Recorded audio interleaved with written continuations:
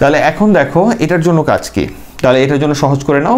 এখানে আমি মনে করো যে কয়টা 1 দিয়ে রাখছি, 4টা 1 দিয়ে রাখছি। তাহলে আমরা শুধু দেখবো কি যে 1 এর ঘরগুলোকে দেখব, ঠিক আছে, যে এই যে 1 এর ঘরগুলো যে আছে এই ঘরগুলোকে আমরা দেখব। এত মার্ক করে কিছু নাই, তুমি যখন ইউজ টু হয়ে যাবা তখন এটা তুমি চোখ দিয়ে দেখলেই শুধু পারবা, এটা নিয়ে প্যারা কিছু নাই। তাহলে এবার কাজ কি দেখো, তাহলে এইটার জন্য আমরা ইনপুটে আসছি, ইনপুটে এসে দেখতেছি আমার এখানে কি আছে। এটার জন্য এর মান, ঠিক আছে, ভালো করে দেখো, আমার প্রথম ঘরে এর মান আছে 0, বি এর মান 1 আর সি এর মান 1। তার মানে আমার কাজটা কি, আমার কাজটা হলো এ বার বি এর মান 1, বি সি এর মানও 1, তার মানে সি। এই ঘরে কাজ ডান। এইখান থেকে এবার এই ঘরে আসবো, কারণ এটা 0, 0 জন্য এটা নিয়ে কোনো কাজ করতে হবে না।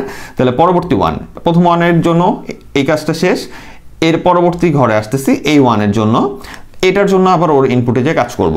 তাহলে এই যে নিচে আসলাম, তাহলে আমার কি লাগবে, একটা প্লাস চিহ্ন লাগবে, আর কিছুই না। এবার এটার জন্য দেখতেছি কি কি আছে, আমাদের এর মান আছে 1, বি এর মান 0 আর সি এর মান 1।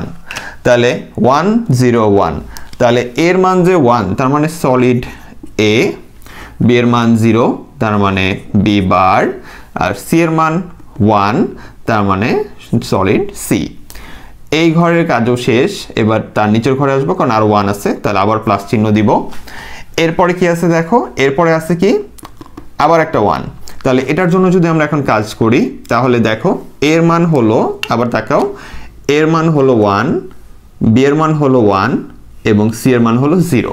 তার মানে কাজটা কি, এর মান 1 মানে সলিড এ, বি এর মানও 1 তার মানে বি, এবং সি এর মান হলো 0 তার মানে সি বার, ঠিক আছে।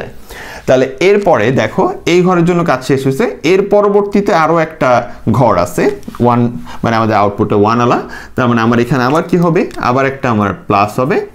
এবং এটার জন্য মান কি দেখো, সবগুলো হলো 1 1 1। তাহলে সবগুলোই যেহেতু আমাদের 1 আছে, তার মানে এ বি এবং সি সলিড আকারে এখানে বসবে, কারোর উপর বার হবে না। তাহলে আমার বসতেছে হলো এ বি এবং সি। দেখছো, তাহলে এই যে মানটা তুমি বের করলা, এই মানটাই হলো আমাদের এই সত্যক সারণীর জন্য আমাদের সমীকরণ, বা তোমরা যেটাকে ফাংশনাল সমীকরণ বলো, সেটাই হলো এই মানটা।